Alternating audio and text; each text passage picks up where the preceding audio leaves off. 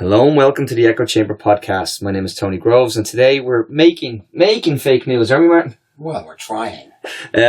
Listen, we're going to get straight into it today because we are delighted to be joined in the Tortoise Shack by investigative journalist, award-winning director of Mary Boyle, The Untold Story, and a constant advocate for press freedom, Gemma O'Doherty. Gemma, thanks so much for coming onto the podcast. Delighted to be here at last. Yeah, at last. Everybody comes in and they realise I badger people. I'm getting more and more conscious of the fact that I'm a plague. Badgering is good. Yeah, it has to be done. But no, look, it's great. It's great to get you in, and it's really timely as well. Actually, you've a long story of how you've gotten to this week being in Strasbourg. But it didn't start there talking about fake news. It started many years ago back in the Irish Independent. Yes, that's right. Yeah, I worked for the Independent for almost 20 years. And I suppose it was around 2010 that I started to look closely at what was going on in the Gardaí. And I started to investigate the Father Niall Malloy case, which I'm sure your listeners are aware of. Father Niall Malloy was murdered in a mansion in County Offaly in 1985. And it is alleged that there were a number of VIPs present at the time of the murder, including Brian Lenihan Sr. And members of other political institutions. And so I started to look at that case, and it was eventually reopened on foot of an investigation that I had done, and was subsequently described in the Oireachtas as the biggest cover-up in the history of the state. And as a result of that, a lot of other people started to contact me, people who were having problems with the Gardaí, who were alleging serious corruption. And some of them were families who had lost family members as a result of homicide, and they believed that their murders had been covered up. And I continued to do my work with the support of my editor, Jerry O'Regan at the time. At the time, the company was still owned by Tony O'Reilly. And I have to say that I was never interfered there was never any interference in my work at that point. And I continued on. This was heading towards the end of 2012. And I was approached then by somebody who asked me to look at the allegations Maurice McCabe was looking at. Yes. And I started to study some of the evidence that was given to me. And it became very clear that there was widespread abuse of our motoring laws going on. And I examined a lot of what Maurice had been alleging. He hadn't really come into the public domain at that point.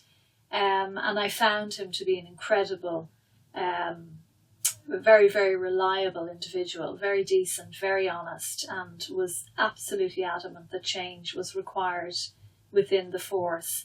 And that there was clearly an elite at work who were getting speeding points wiped from their licenses, judges, state solicitors, journalists, crime reporters, etc. And I was really appalled when I looked at the evidence and I looked at how Maurice and John Wilson in particular were being treated. And I felt it was absolutely obligatory for me to look at this and to start writing about it. And I uncovered the fact that Martin Callanan, the then Garda Commissioner, had his penalty points wiped. But unfortunately for me, that was the beginning of the end of my career with INM. And some months later, I was unlawfully dismissed from my role as chief features writer. There's been a few stories about how this happened.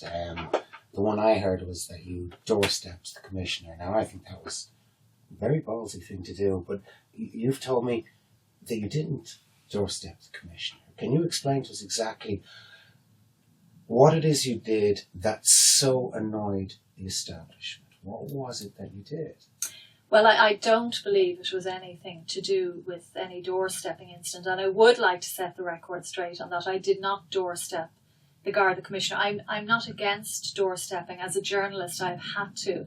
in the course of my career, go to people's homes to establish information. And doorstepping is an important part of news reporting. But in this particular incident, I had been given information that a man called Martin Callanan had his penalty points wiped. Now, the source believed that this person was the Garda Commissioner, but I had to make sure that it was, or else my company would have been sued, and our lawyers at the time would not have accepted it on word of mouth. So, I mean, it was the most natural thing in the world for us as reporters to do this in The Independent. In fact, we would have been reprimanded if we hadn't got our facts right. You have to verify You have to verify, and it wouldn't have been fair, obviously, to Martin Callanan. It would have been potentially libelous.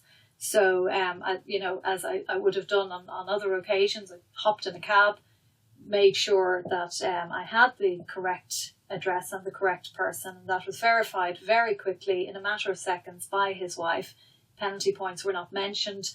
I basically asked her, does the Garda Commissioner live here? She said, yes, he does, and he will be back in a few days. I said who I was, and I jumped back into my cab. I was there probably for 20 seconds.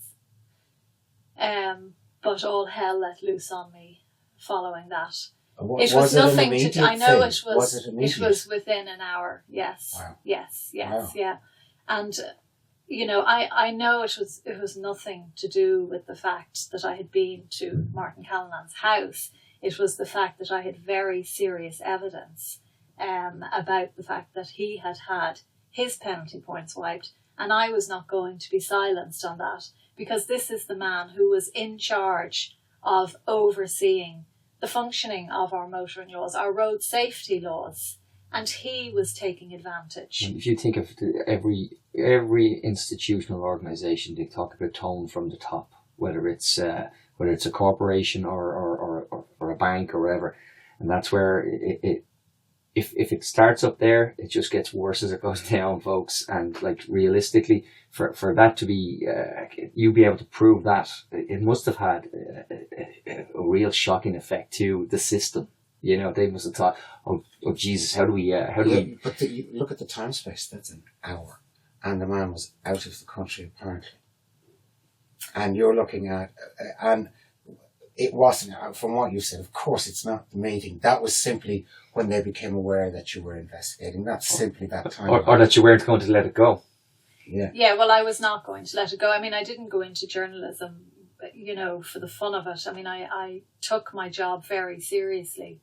And, in any other circumstances, this would have been a phenomenal story. If it was in the UK, it would have been treated very differently. But, again, regarding the actual incident itself, I don't know if Martin Callanan was driving the car that particular day. He had a state car at his disposal at the time, so I'm not sure why he would have been driving his family car to what he described as an important security meeting.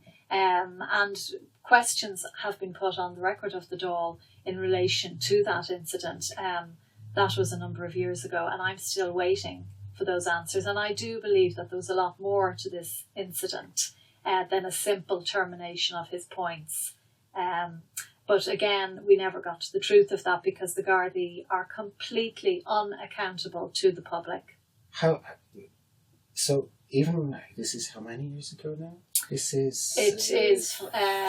approximately 4, yeah. 4 years. 4, 5, yes. And you've had no reply to what in any other jurisdiction, or maybe Mexico aside, but in any other jurisdiction, that would have to be answered. That would I think, get an answer, certainly in Ireland, across the water. Again, it's just complete. These questions were asked of the Minister for Justice, and it's just really displays their complete contempt. Now for I the know public. that the distance from where you went to the distance you got back into where I am now. I know that distance. I've driven it quite a bit myself. Were they ready for you when you got back into work? Was there a posse waiting for you, or was it something that came later? No, I didn't go back into the office that night. But it was made clear to me that the Commissioner was extremely angry about the incident. And I think he was really more angry about the fact that he'd been caught out by somebody who was not going to be silenced. And he knew that. I had been asking him numerous questions about the Father Malloy case. I never got any answers to that.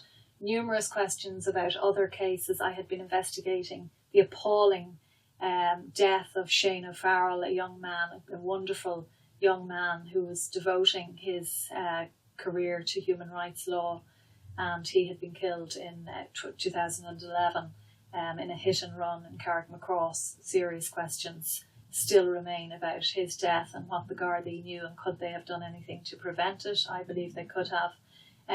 This was just one of the many cases I had been investigating at the time.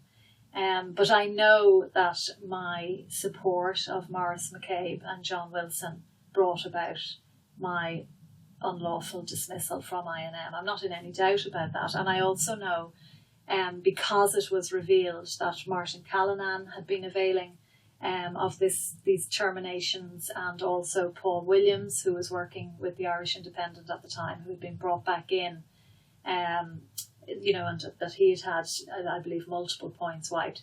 The pressure began to come down on Maurice much more intensely after that, because it became personal for Martin Callanan.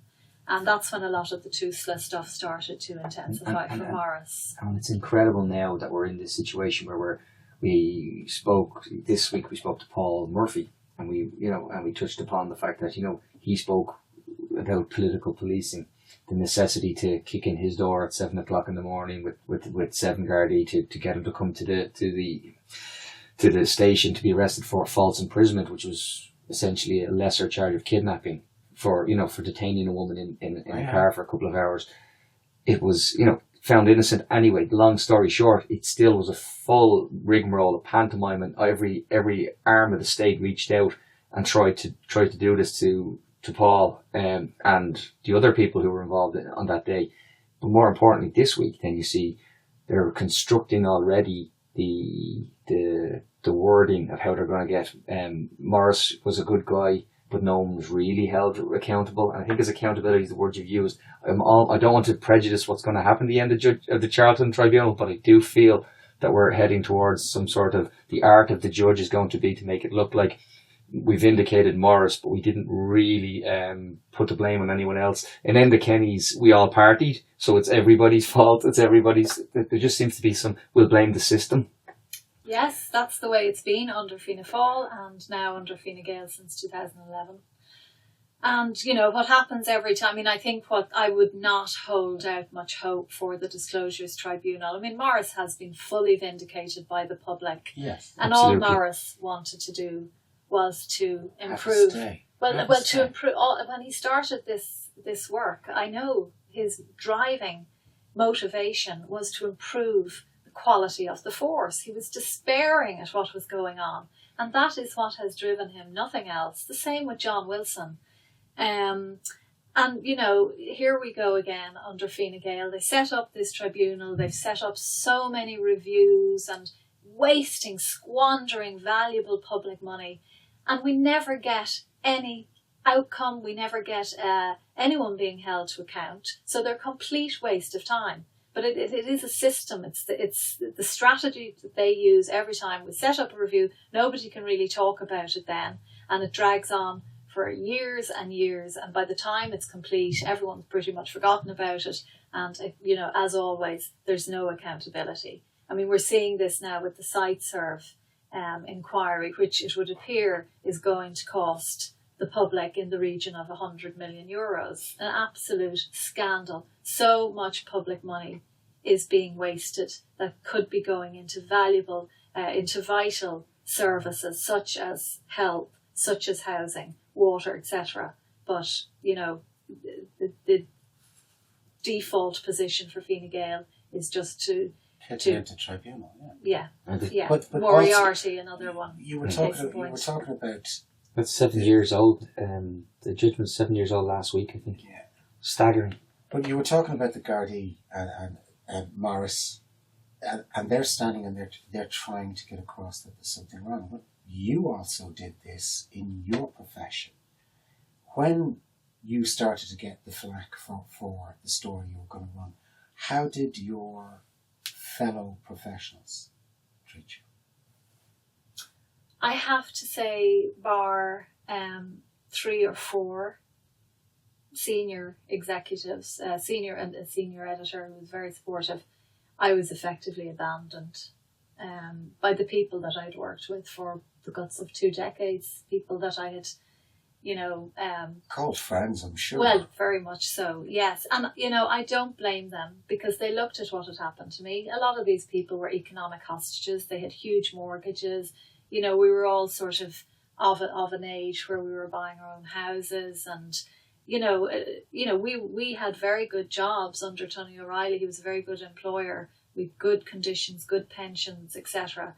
Dennis O'Brien came in as the biggest shareholder towards the end of 2012, and everything changed from what I could see overnight. And there was nearly a climate of fear in the place, and it's very sad because fear is the one characteristic that a journalist should never carry.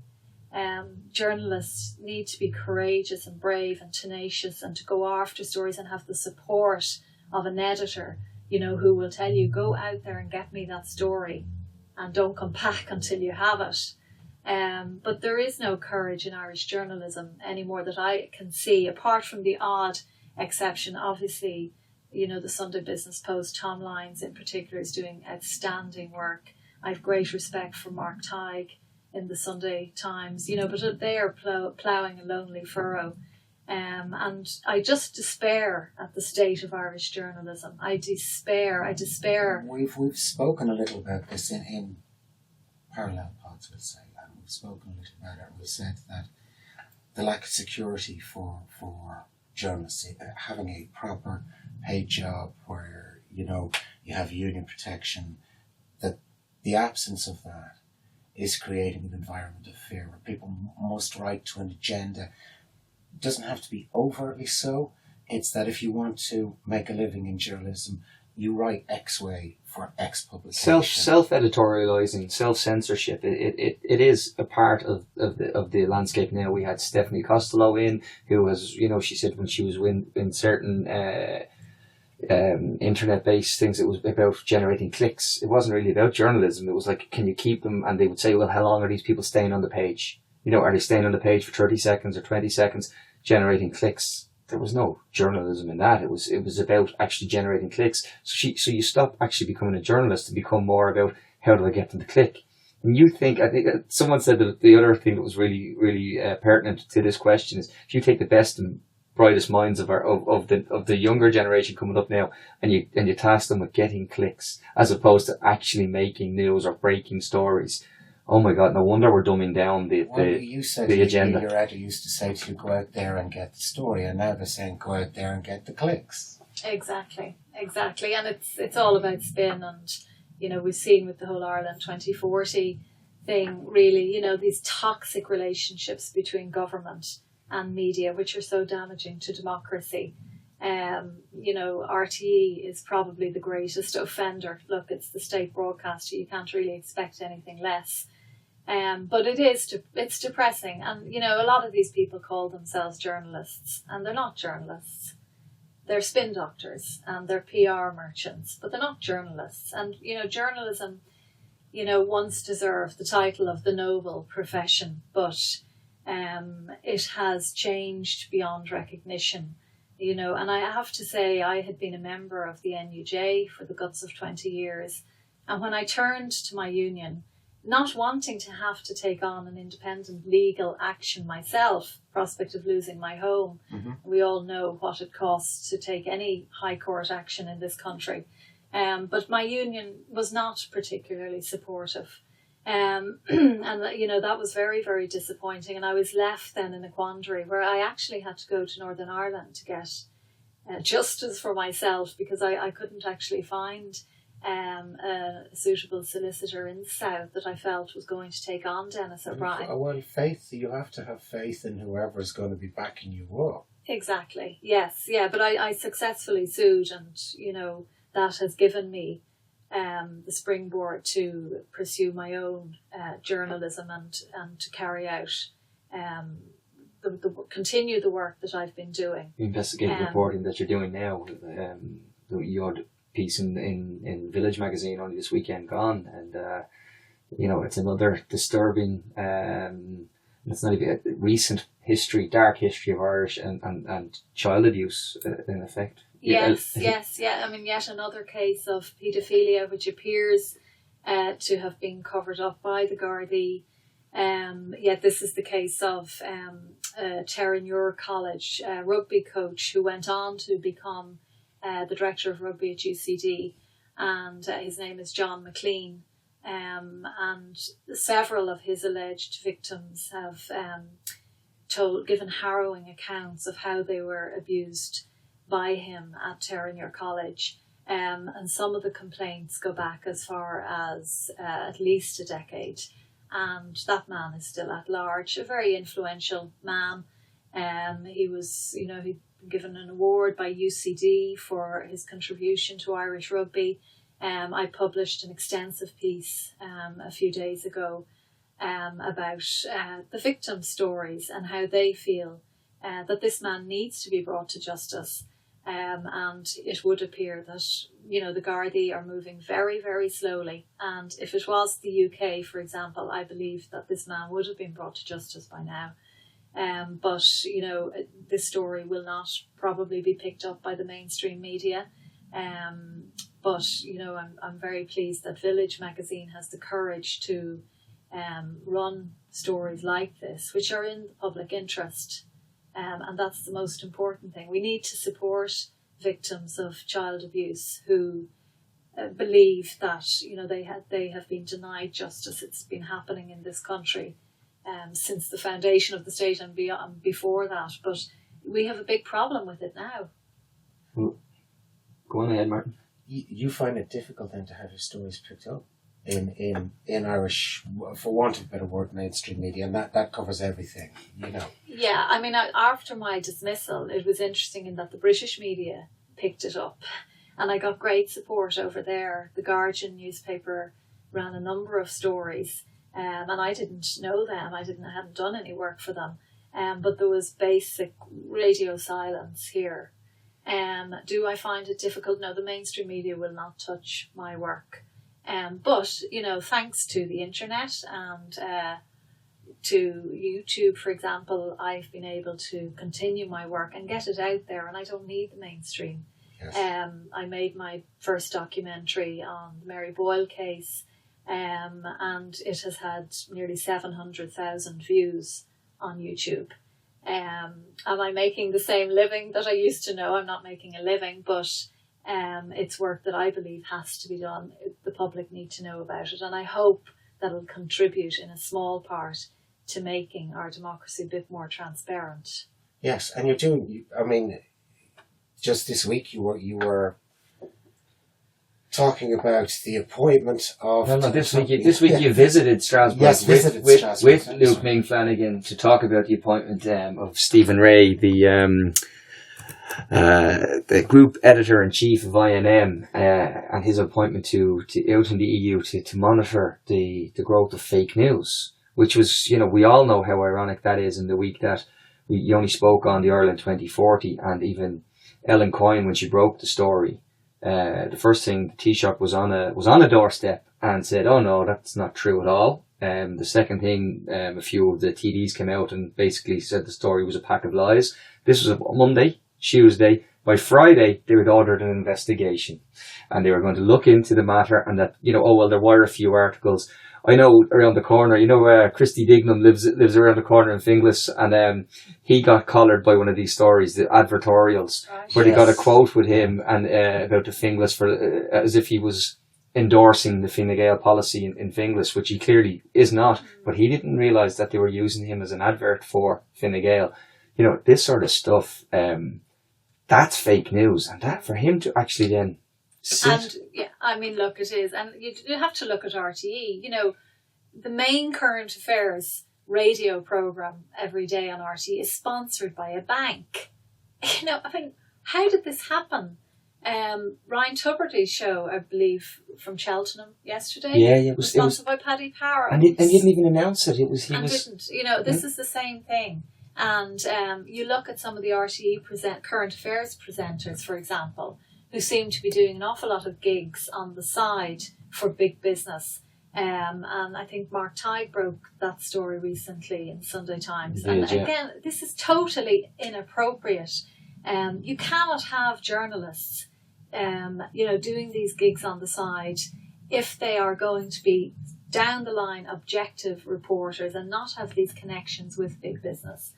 But as far as my visit to Strasbourg is concerned, this appointment of Denis O'Brien's right hand man in INM, Stephen Ray, to a body which is funded by European taxpayers that's going to monitor fake news. I mean, if it wasn't so serious, it is laughable. It's like the plot of a Black Mirror episode. It really is. It's a dystopian thing. Going, no, this is real, folks.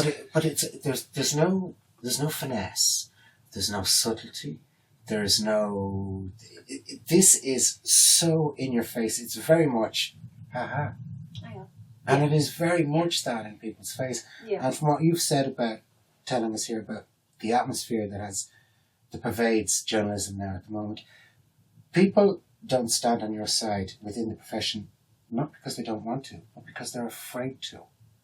And then you're putting this guy at the top of the ladder and saying, this guy who works for this guy who owns this media now gets to decide what's fake and what's not.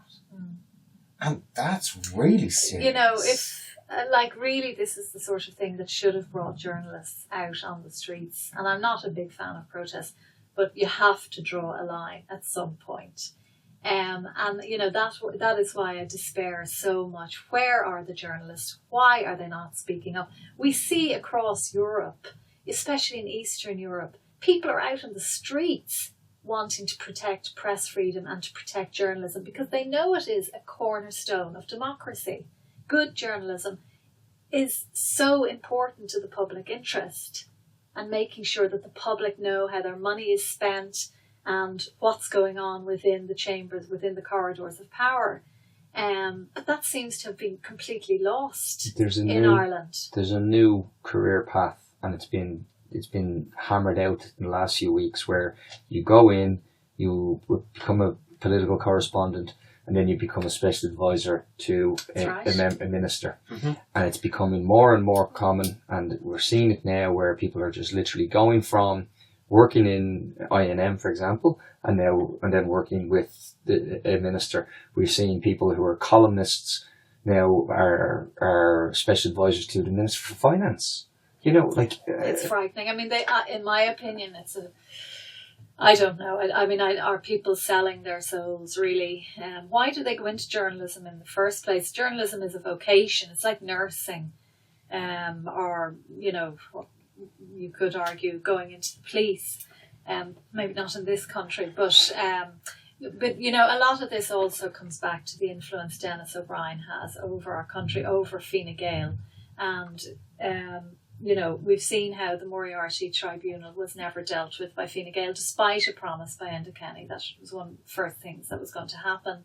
We know that Denis O'Brien has been put on the record of the United Nations for having threatened to sue at least 15 journalists. That was a number of years ago.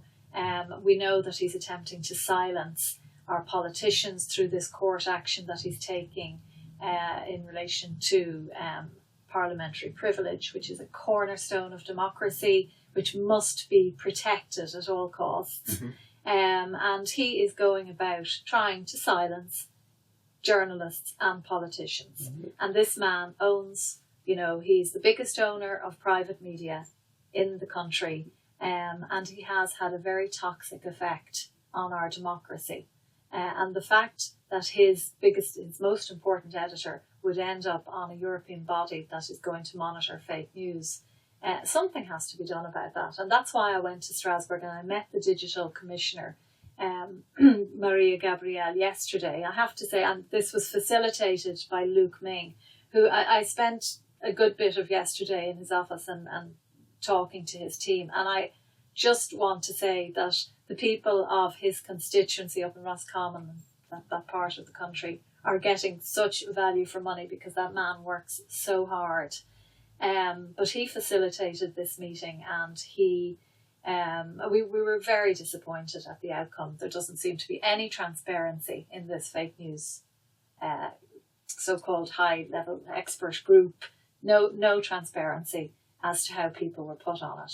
Well, you're talking about the silencing of journalists, and that is going on. And I know personally 2 journalists who have cases against them, and it does have that effect, and it has that effect on editors, and it also has that effect on the newspaper itself. It silences you. You can't afford to lose 2 of those cases in a row. You're done.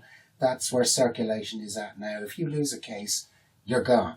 You're finished. More importantly, you can't afford to defend a case. But if they take a defamation case and you want to stretch it out and your pockets are deeper, you can just literally then drop it after a while, after you've kicked the crap out of the balance sheet of whatever company you've tried to more or less destroy. But there's also another side to that, in that's silencing. But in Malta, a journalist was killed for investigating and writing about Panama Papers. And we have direct connections to that in this country. No, Martin. 1.5 kilometres down the road, there's a house near Bertie's old pub of Fagan's. And in that little nondescript house, there were 148 registered companies based through running businesses through Panama, in effect. But most of them linked to Dublin. But there was also connections to well-known political figures in this country. Now, what that investigator was trying to show was that the money it's not just high-class tax evasion. There's criminal money mixed in there. And if you're part of this, your money is facilitating this criminality all around the world. And yet, there's a person in Ireland who was linked to that. Where'd you get the money? I just don't know how that got there. Oh, grand, so thanks very much. And that's the level of discourse from journalism in Ireland. It's outrageous. It's outrageous. It's outrageous, and I don't know how the public tolerate it. I think, is it that the public are so worn down? Yes. And they don't even see the truth. They but don't want to see the truth. After scandal, mire after mire. Mm. And you may it's get scandal fatigue. And, absolutely. They see that the press are not on their side by and large anymore. And one of the things I say about this country is this country turns good men bad. Because, you look at the ordinary person trying to protect their family and protect their home and their livelihood, and the system is just working against them the whole time. And, is it any wonder that we have a black economy? Not that I'm for 1 second, supporting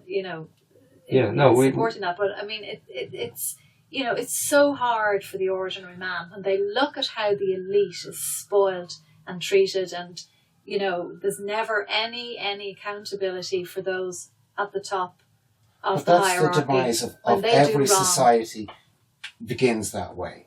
The demise of every society begins with the top echelons being totally devolved from what's going on in the rest of the country. And we spoke about this morning. There is an international picture of Ireland as the great achiever. We are now, 7.8% GDP. We're the phoenix. We're the Celtic phoenix. We've risen from the flames, and we're selling a story with Ireland 2040. We're selling a story with Leo giving speeches in the US. I'm not allowed to call him Leo anymore. I forgot. Sorry, Brendan. But the point being, nonetheless, that what's actually happening is we're selling that vision, and it's at the same time, in the same breath, in the same news bulletin, 714 people are sitting on trolleys. But we don't sell that vision. We don't. Media sells the vision. Media, the fourth estate controls that narrative. Mm-hmm. They can choose to read out whatever they get from Marion Street, or they can choose to be critical of what they get from Marion Street. And far too often, all they do is reprint it. I mean, I listened to RTE coming in, talking about the the GDP figures. And these GDP figures, the laughing stock of the world. Leprechaun economics, it's a derisory term. Everybody thinks Ireland's a basket case for GDP.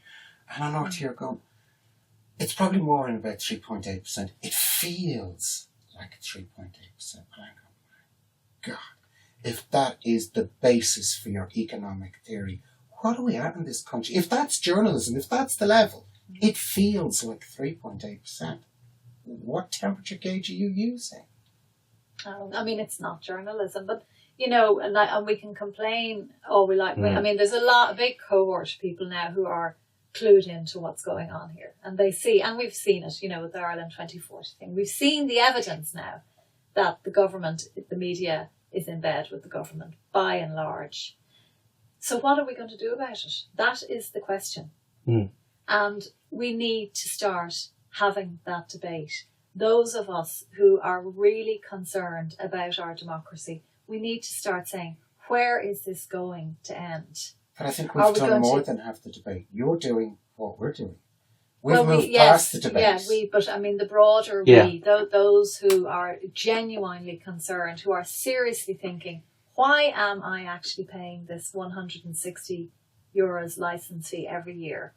To be told that everything is fantastic, and to see RTE interviewing RTE reporters on all of this nonsense that goes on, to watch our main current affairs radio programme, to see that being sponsored by a bank. We need to start asking the question, the licence fee, what is it for and why are we paying it? And maybe go down. I certainly would love to see people going down the road of, how our water charges were treated as far as the licence fee is concerned. And also to start asking about INM. And when you go out on a Saturday or a Sunday and you give money to Denis O'Brien, what are you actually doing for your country? Think about it. Think about the impact his spin doctoring and his spin doctors have on our country and what it is doing. And they're laughing at you. They're laughing at the public. They're making fools of the public. I think when you have that fake news, there is no doubt that there's a laugh. There's a laugh being had. There's no doubt at all. The government pays for fake news in INM and then appoints the chief editor, bottle washer, as the top guy to decide what's fake news in the EU. I mean, it is. But Martin, you're sitcom territory. You call it sitcom. It's not a sitcom because it's playing out in real life and they're getting away with it, and it's quite clever. It's actually quite clever because at the end of the day, there'll be a label on the front of the Sunday Independent. It'll say €10 off your shopping in Dunn's or something, and people pick this bloody thing up. That's the only way you do it is you look at alternative media sources. You don't touch you can't go near, you can't buy an independent newspaper. We had this conversation about the Jean Kerrigan pieces that go in there. They're almost there just to keep people on the hook, keep them on the drip. That you say, well, I always like Jean's piece at the back. That's a good piece. But there are some, and you were in there. There are some good people in there. There are some good writers in there who but the overall atmosphere is this: don't step out of line, don't say anything don't upset Mammy. Is basically, and of course, Mammy is in Malta, and it's don't upset Mammy. That's what it is. I mean, and yes, of course, there are good individual reporters still trying to do their job, but, that's not sufficient grounds to continue to support Denis O'Brien's media. And, it's so difficult when you're sitting in the car and you want to hear some current affairs. It's so difficult to avoid Denis O'Brien's media. And, you turn on TV at night and it's the same problem. The same people who are talking to you on the way home are, doing and their nightly show. And there's a huge crossover with RTE now. Massive crossover between the two. That's right. Brendan Courtney, who he's Cutting Edge, and yet he'll be on the front page of the Sunday Independent on Sunday again. Yeah. This is crazy. This is crazy, guys. We're a small country, but we have lots of talented people out there with voices who need to be heard. Exactly. Diversity of voices. Where are the people who talk about, I don't see, disabled people given a platform at all, really. Like, there are people there who are advocates for this. They need to be not given a derisory put on a panel show and sat there so Matt and Ivan can poke at each other and play games. We have to rise above the level of that. It drives me mad when you tweet about those shows, Martin. You're sharing their crap. It's hard not to avoid them though as well. Yeah. But and RT, like what they do, and INM, they engage in the rehabilitation of disgraced politicians. We've seen it with Bertie Ahern and others, wheeling out politicians who've had their day. There's lots of new, very talented young TDs in the Dáil that, rarely get on RTE. And that's not a coincidence. And yet why are we subjected to the likes of Pat Rabbit and, Bertie Ahern? Pat was with Stephen Ray at the meeting. They've had their day. They messed up the country. We don't want to hear about them anymore. We don't want to hear from them. We want the new generation. But RTE insist on putting these people out there and insist on, subjecting us to their failed policies and in the hope. What is that about? Well, we did see when there was some movement there on their big name hosts, and there was the story, because I'm worth it, pay me €1 million a year. There's that whole thing in RT, and yet the slot survived quite well with a different presenter. So it wasn't the presenter that was the draw; it was the slot that was the draw. And yet these guys were demanding huge amounts of money. And, I'm the star, pay me. Mm-hmm. But they weren't the star. RTE does drag a big audience with it because it is the national broadcaster. There's no choice, really. Those people who fill those slots, they're not necessarily the draw. It's the fact that it's the national broadcaster. And that comes back to the license fee. It has that authority. It is an authorised voice, so people listen. But I think also because they really don't have much choice.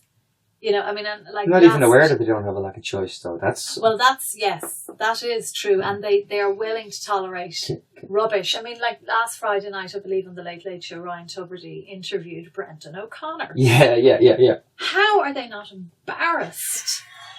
One presenter interviewing the guy who's going to do the show the next night or whenever he's going to do it.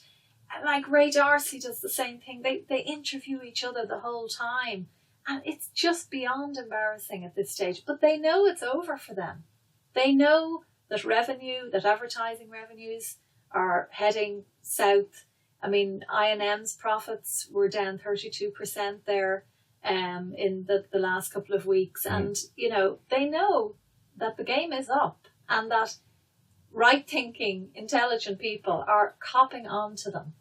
And, that their standards are so low. When you look at the rest of Europe, it's not great, but just compare it to our nearest neighbour. They're still producing some level of quality television, especially in the area of current affairs. But, here it is just beyond embarrassing at this stage. And they must be mortified.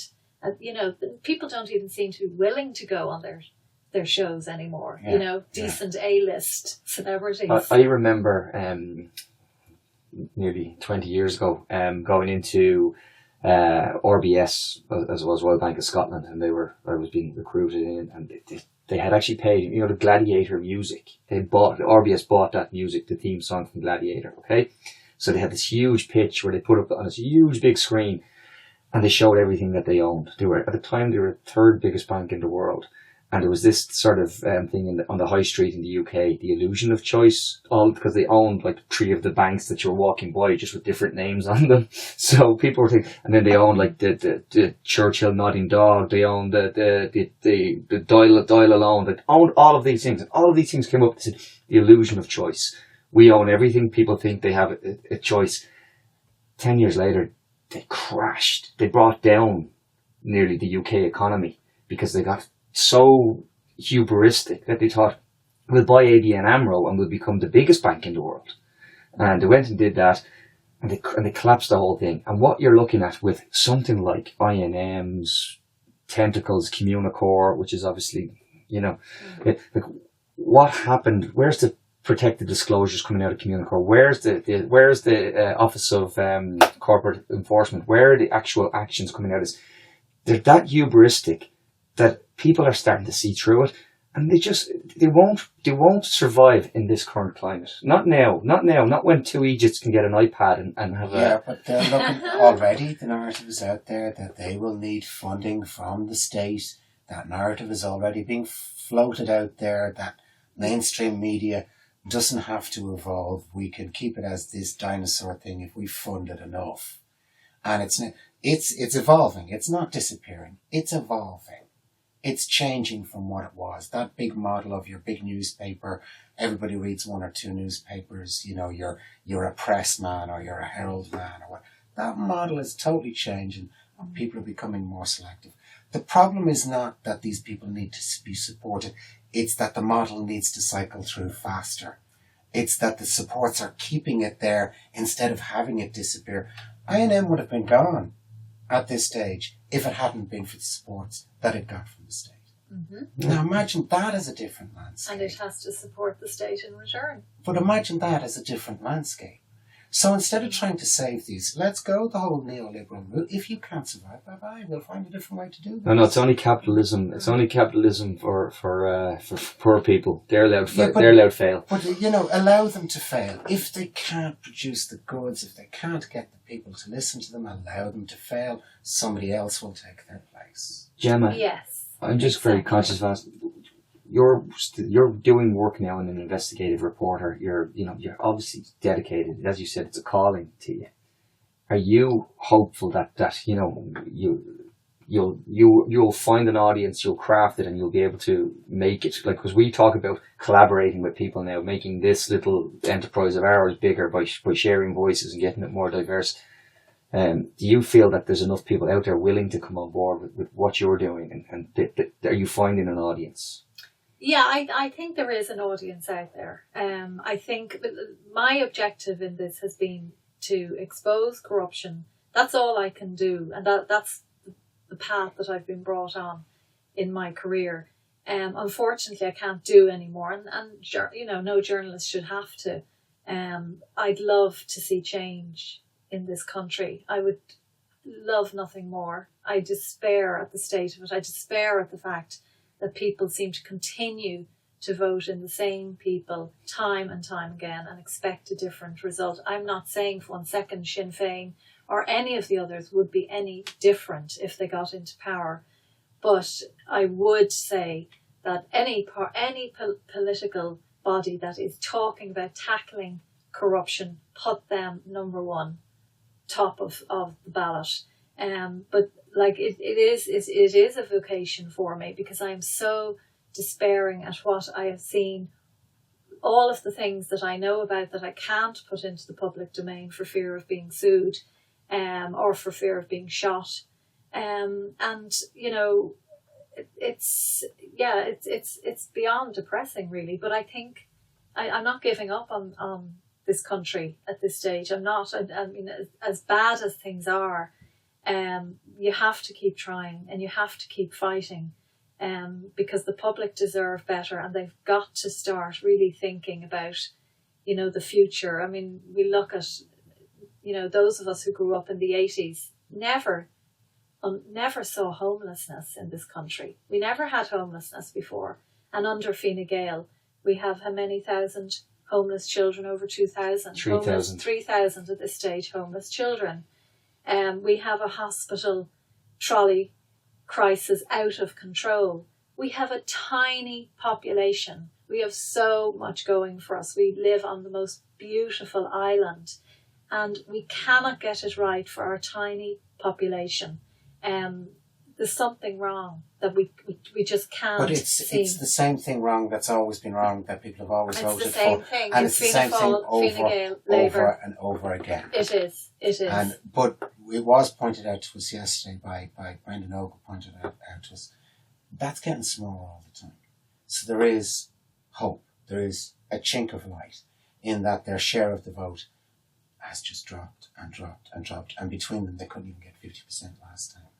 So maybe it's not the next election. Maybe it's the election after. But we are almost at the point where we will have a government without Fianna Fáil or Fine Gael for the first time in the history of the state. Well, we're taking in their predecessors as well. For the first time in 100 years.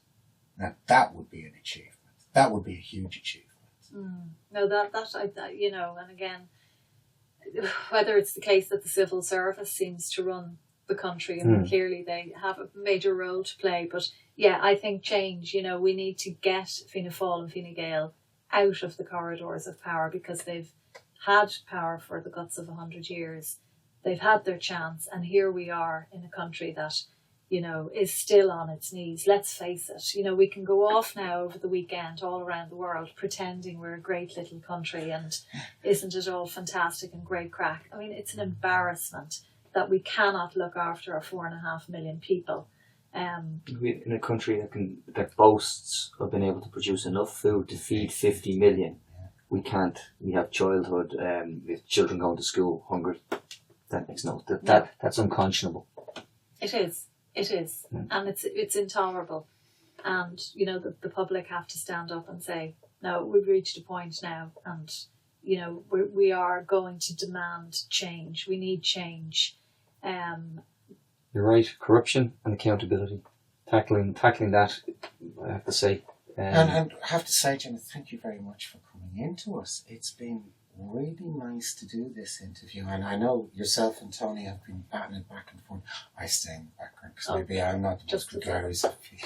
He's much better. He's very shy and retiring, as you can tell. Very shy. I know. We really do appreciate you coming in. It's been a pleasure, and well done for what you're doing. And keep your work up, absolutely do, because you know it's going to be those voices, and where we're able to collaborate, we can only get our message out if we work together, and it's been really great to see that sort of stuff. I know the Mary Boyle story was such a passion and such a necessary thing, but things like that, they actually do make a difference, Gemma. So you do keep it up.